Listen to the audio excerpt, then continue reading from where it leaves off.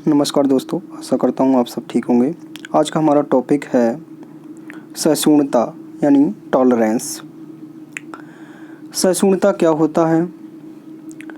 अपने से सर्वथा भिन्न मतों, व्यवहार एवं सिद्धांतों को भी धैर्य के साथ सहन करने की योग्यता ही क्या है? सहिष्णुता है। यहाँ इसके दो अर्थ हैं, या तो आप इसको सकारात्मक वे में लें या फिर नकारात्मक वे में।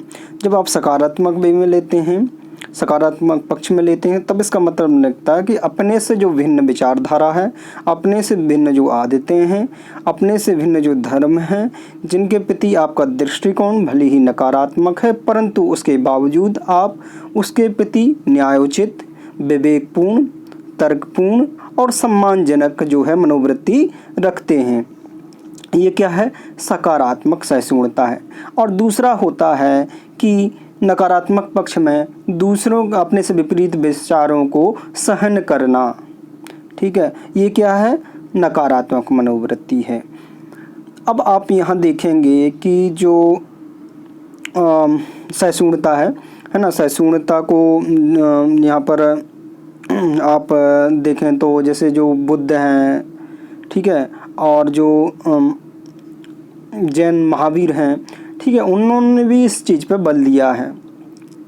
फिर आप सहिष्णुता में अगर देखें तो नोट की बात करें, यहाँ पर अशोक और अकबर जैसे जो सम्राट हुए हैं, वो अपनी धार्मिक सहिष्णुता के कारण ही प्रसिद्ध हुए हैं और धार्मिक सहिष्णुता के कारण प्रसिद्ध हुए हैं। लेकिन यहाँ सहिष्णुता का तात्पर्य सिर्फ धर्म तक सीमित नहीं है।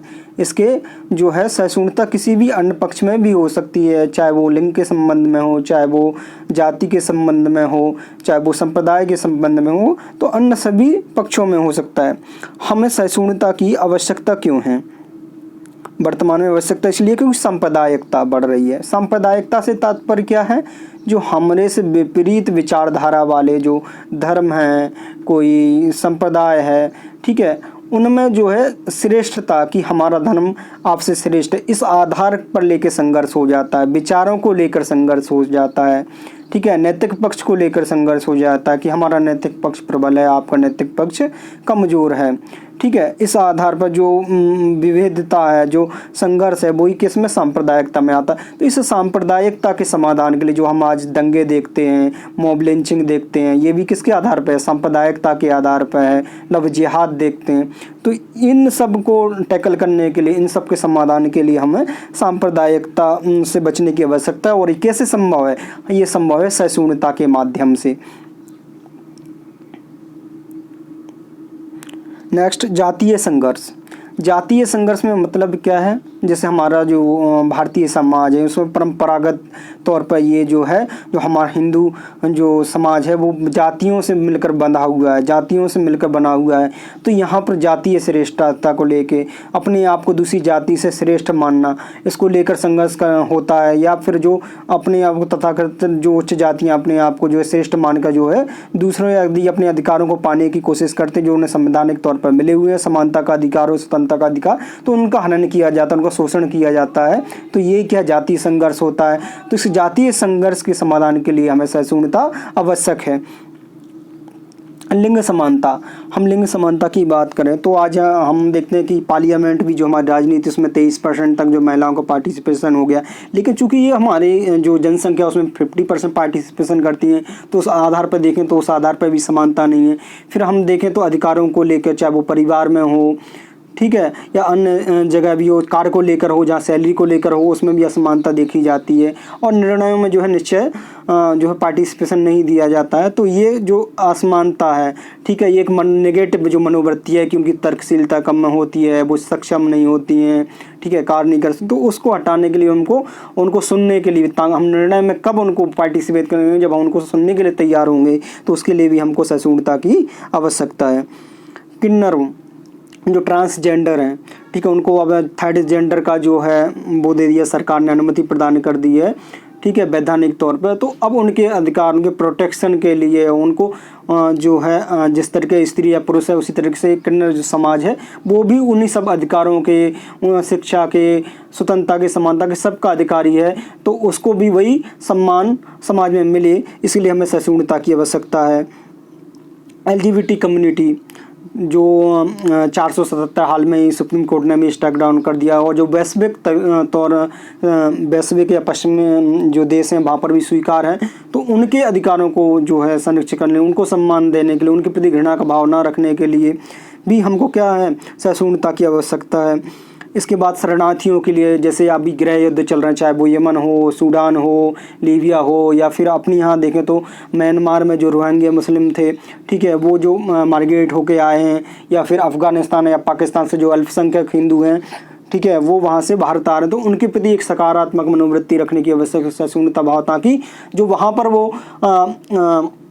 अपने जीवन के लिए खतरा महसूस कर रहे थे, वो यहाँ पर ना महसूस करें, यहाँ पर वो स्वतंत्रता महसूस करें, यहाँ पर वो प्रॉस्पेरिटी महसूस करें, बंधुता महसूस करें अपने प्रति, ठीक है। तो इसके लिए हमें सहिष्णुता की आवश्यकता है। विदेशियों के लिए, चूँकि हमने क्या अतिथि देवो भव की भावना को अपनाया के रखा है हमारे परंपरागत तौर पे, तो कहीं ना कहीं वो जब हम असहिष्णु होते हैं विदेशियों के प्रति, तो वो भावना खंडित होती है। उसको बनाए रखने के लिए, और यहाँ पर जो लोग पर्यटक आए, चाहे किसी अन्य रूप में, या अपने लोग भी जैसे ऑस्ट्रेलिया में जाते हैं, तो वहाँ पर जो है कलर के आधार पर, रेस के आधार पर, या नेशनलिटी के आधार पर जब इस तरीके की मॉब लिंचिंग होती है, तो उन सब के समाधान के लिए हमें सहिष्णुता की आवश्यकता है। सहिष्णुता के लाभ क्या होंगे? तो लाभ क्या होंगे? समाज और राजनीति दोनों में लोकतांत्रिक, समाज हो या राजनीति, दोनों में लोकतांत्रिक स्थिति होगी, दोनों ही लोकतांत्रिक हो जाएंगे। क्यों हो जाएंगे? क्योंकि हमने सहिष्णुता को अपना लिया, हम समूह के सबको समानता देने के लिए तैयार, हम सबको सुनने के लिए तैयार हैं, और जो हमने लोक कल्याणकारी राज्य की जो अवधारणा तय की है, वो भी इससे सुनिश्चित हो जाएगी। इससे नवीन विचारों की स्वीकार्यता बढ़ेगी, क्योंकि जब हम किसी दूसरे को सुन रहे हैं जो हमसे विपरीत विचार हैं, हमसे विपरीत धर्म है, हमसे विपरीत भावना है, लेकिन चूंकि वो अच्छी है, जब हम उनके प्रति सकारात्मक मनोवृत्ति, तो हम उसको ध्यानपूर्वक सुनेंगे, और हमको यदि लगता है तो हम उसको स्वीकारेंगे भी। तो इससे हमारा भी जो नैतिक उत्थान है वो होता है, और नए विचार उभर के आते हैं, जिससे समाज को भी लाभ होता है, सामाजिक सद्भाव बढ़ेगा, है ना। जो व्यक्ति हैं, व्यक्ति में जो एक घृणा की भावना आ जाती है, हीन भावना आ जाती है, एक दूसरे के प्रति जो है दृष्टिकोण, नेगेटिव दृष्टिकोण होता है, उसमें परिवर्तन आएगा। सभी प्रकार के भेदभावों से मुक्ति मिलेगी। अब सभी प्रकार के भेदभाव क्या होंगे? चाहे वो अस्पृश्यता हो, चाहे वो जाति के आधार पर हो, चाहे वो लिंग के आधार पर हो, चाहे वो धर्म के आधार पर हो, है ना, चाहे वो कलर के आधार पर हो, जितने भी, चाहे वो भाषा के आधार पर, क्षेत्र के आधार पर, इन सब जितने भी भेदभाव, उनके समाधान में हमको इससे सहायता मिलेगी। चिंतन एवं अभिव्यक्ति की स्वतंत्रता को बढ़ावा मिलेगा। इससे क्या होगा कि चाहे वो नारी हो, चाहे पुरुष हो, चाहे देशी हो, विदेशी हो, सबको यहाँ पर जो है चिंतन का अधिकार होगा, चिंतन होगा, ठीक है। और जो चिंतन के आधार पर उसके जो विचार होंगे उनको वो अभिव्यक्त करेगा, ठीक है। इन सब की जब अभिव्यक्ति होगी, तो एक नैतिक जो सदाचरण है, ये एक नैतिक जो माहौल वो यहाँ पर तैयार होगा। इससे नैतिकता का प्रगति होगी, नैतिकता की हमारे देश में प्रगति होगी, विश्व लेवल पर भी इसकी प्रगति होगी। ग्लोबल विलेज, क्योंकि हमने लिबरलाइजेशन, प्राइवेटाइजेशन, एलपीजी जो रिफॉर्म की, उसके बाद में हम भी जो है इस ग्लोबल विलेज में, क्योंकि आज संसार क्या बन गया, एक गांव बन गया। क्यों? आज संचार साधनों का विकास हो गया, यातायात साधनों का इतना विकास हो गया कि इतने इंटीग्रेटेड हो गया। और दूसरी बात, वस्तु विनिमय इतना ज़्यादा बढ़ गया है, ठीक है। हमारी अर्थव्यवस्था एक दूसरे से एकत्रित हो गई है कि हम एक दूसरे के बिना, एक दूसरे पर डिपेंडेंट, एक दूसरे के बिना सर्वाइव नहीं कर सकते हैं। तो ये ग्लोबल विलेज है, और ग्लोबल विलेज में जो है शांतिपूर्ण अस्तित्व, जो इस तरीके के टैरिफ लगाना और ये करना, तो जब सहिष्णुता होगी और कोई मतलब जो युद्ध की संभावनाएं बनी रहती हैं, चाहे वो साइबर वॉर हो, है ना, तो इन सब की जो संभावना, चाहे वो परमाणु हमले की जो है भर हो, तो इन सब से मुक्ति मिल जाएगी। वह एक शांतिपूर्ण सहिष्णुता की स्थापना हो सके, सब एक दूसरे के विचारों को सामंजस्य करके एक अच्छी नीति पे आगे बढ़ सकेंगे। आतंकवाद, नक्सलवाद, अलगाववाद जैसी जो समस्या हैं, आतंकवाद जो कि हमको बाहरी सीमा से खतरा होता है, आतंकवाद, या फिर कोई ऐसा दल जो है उसी देश में जो गृह युद्ध को जन्म देते हैं, तो वो भी एक आतंकवादी संगठन के रूप में ही आते हैं। तो उनसे जो खतरा है वो कहीं ना कहीं कम होगा, क्योंकि एक तो लोग सहयोग नहीं करेंगे, दूसरी बात हम उनके विचारों को, वो हमारे विचारों को सुनने के लिए तैयार होंगे, तो वो भी कहीं ना कहीं जो है हथियार उठाने के लिए तैयार नहीं होंगे। क्योंकि क्या नहीं होगा, वर्चस्व की लड़ाई नहीं होगी कि हमारा धर्म श्रेष्ठ है या हमको इनसे खतरा है, ये सब चीज़ें खत्म हो जाएंगी। नक्सलवाद में भी जो हमारे आदिवासी समुदाय जो है ना, जो वन के अधिकार को लेकर उनके अधिकारों का हनन होता है, प्रशासक नहीं सुनते हैं, तो यहाँ पर उनको सुना जाएगा, उनकी समस्याओं को समाधान किया जाएगा, तो नक्सलवाद की समस्या का हल होगा, अलगाववाद की समस्या का हल होगा, जो हमारे पूर्वोत्तर राज्यों में अलगाववाद देखा जाता है, तो उन सब समस्याओं का समाधान हो सकेगा सहिष्णुता के द्वारा। करुणा एवं संवेदना, ठीक है, ये दोनों ही पक्ष एक ही पक्ष हैं। तो करुणा क्या होता है? वह भावना जिसमें कमजोर व्यक्ति की स्थिति की समझ होती है और उसके प्रति समानुभूतिक चिंता उत्पन्न होती है। साथ ही इस भावना से प्रेरित होकर व्यक्ति दुखी व्यक्ति के दुख को दूर करने के लिए तत्पर होता है। अब यहाँ पर सबसे पहले तो क्या है कि हमें दूसरे व्यक्ति जो दुखी है, परेशान है, उसकी भावनाओं को समझना है। दूसरा काम क्या है? उसके प्रति समानुभूतिक चिंता उत्पन्न होना, ठीक है। समानुभूतिक चिंता से तात्पर्य क्या है?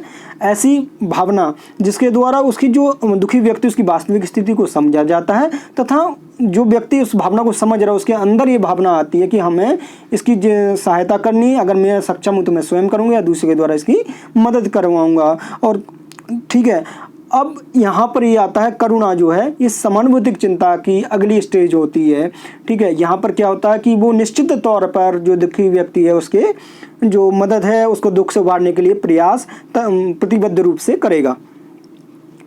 नोट, संसार में विश्व में परोपकार की भावना जो है इसका मूल जो आधार है वो करुणा है, और बुद्ध और जैन महावीर जो हैं उन्होंने करुणा पर सबसे ज़्यादा बल दिया है। धन्यवाद। यदि आपको ये चैनल पसंद आता है तो आप इसको सब्सक्राइब